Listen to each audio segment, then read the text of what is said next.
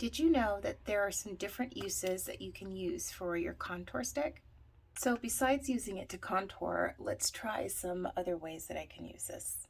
Using a contour, it is a great way to go ahead and fill in and define your eyebrows in the color that you're using and has that creamy texture to help pull the hairs in the direction that you want them to be.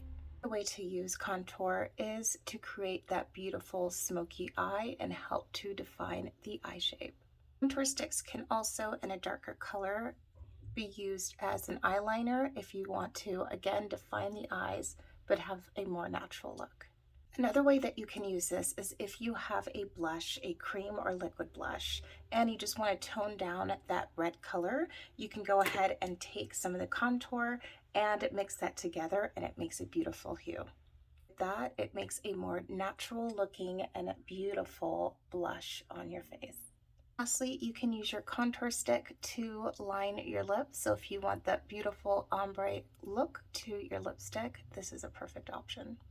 I hope you found these tips helpful. Follow for more.